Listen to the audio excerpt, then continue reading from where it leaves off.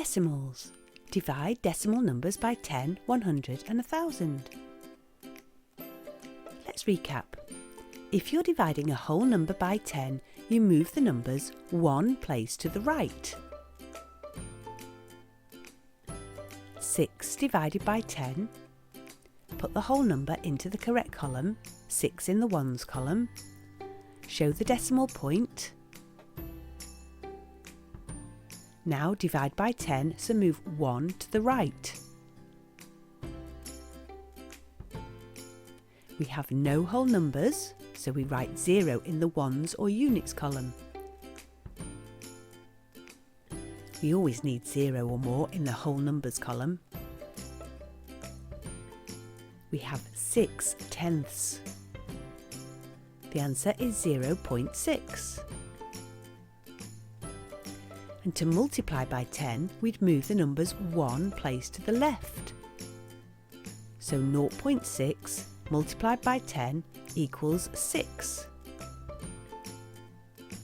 It's exactly the same if you're dividing decimals. 0.8 divided by 10. Put the numbers into the correct column, 8 in the tenths column. Now divide by 10 by moving 1 to the right. We have no whole numbers, so we write 0 in the ones or units column. We have 0 tenths. We have 8 hundredths. So the answer is 0.08. We only write 0 when it's needed to give the other numbers the right place value. If you have more digits, you move all the digits to the right. Let's look at 45.56 divided by 10. Put the numbers into the right columns. 45.56. Put the decimal point in. Now to divide by 10, we move 1 to the right. All digits move 1 to the right. Now we have 4 in the ones column, 5 in the tenths, 5 in the hundredths and 6 in the thousandths. The answer is 4.556.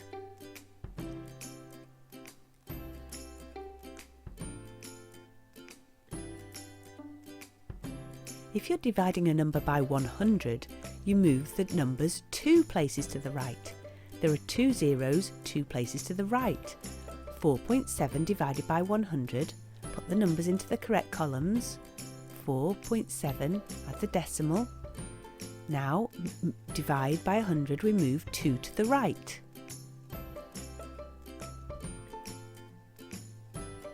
We have no whole numbers, so we write 0. We have no tenths, so we must write 0 again. The 0 is needed to give the 4 and 7 the right place value. We have 4 hundredths and 7 thousandths. The answer is 0.047.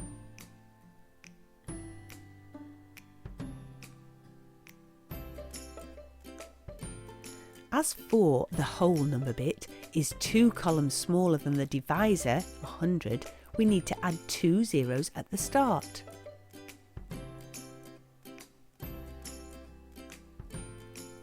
If you're dividing a number by 1000, you move the numbers 3 places to the right. There are 3 zeros in 1000. 63.2 divided by 1000. Put the numbers into the columns. 63.2. Remember the decimal. Now to divide by 1000, we want to move 3 to the right.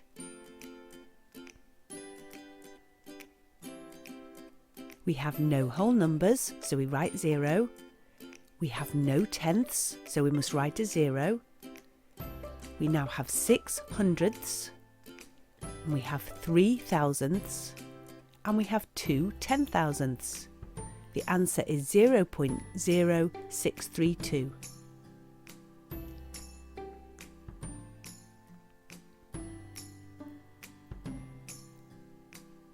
As 63, the whole number bit, is 2 columns smaller than the divisor, 1000, we need to add 2 zeros at the start.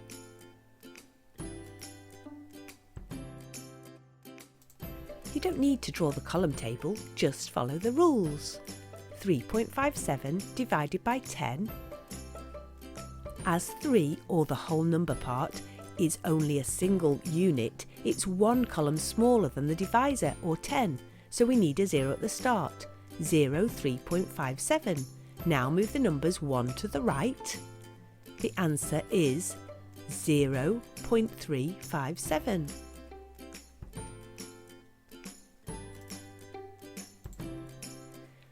(105.29) divided by 100. Write the number 105.29 with the decimal, then we're moving the numbers 2 to the right. It becomes 1.0529. If we have 2.181 divided by 1000, we can see that the 2, or the whole number part, is only a single unit. It's 3 columns smaller than the divisor, which is 1000, so we need 3 zeros at the start. 0002.181. Now moving the numbers 3 to the right, the answer is 0.002181.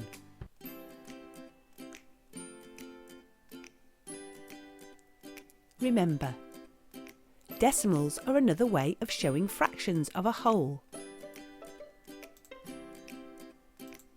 If you're dividing a number by 10, move the numbers 1 place to the right. If you're dividing a number by 100, move the numbers 2 places to the right. If you're dividing a number by 1000, move the numbers 3 places to the right. 3 zeros, 3 places. We only write 0 when it's needed to give the other numbers the right place value. If the whole number part is smaller than the divisor, we'll need to add leading zeros to match the column length. For example, if we're dividing 2.4, it's one number in the whole number column, 2, by 100, which is 3 columns, we need to add 2 leading zeros. And when we're dividing 35.4, which is 2 whole number columns, by 100, we need to add 1 leading zero.